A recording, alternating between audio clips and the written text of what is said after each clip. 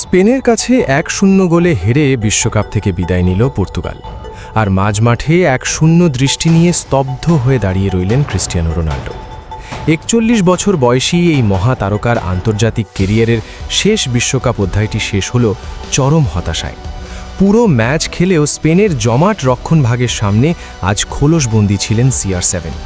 চেনা ধার হারিয়ে পুরো ম্যাচে মাত্র দুবার প্রতিপক্ষের গোলমুখে শট নিতে পেরেছেন তিনি।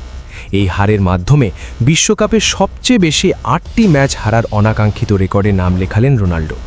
টানা ৬টি বিশ্বকাপে অংশ নিয়ে নিজের অবিশ্বাস্য ফিটনেসের প্রমাণ দিলেও ট্রফিটা অধরাই থেকে গেল।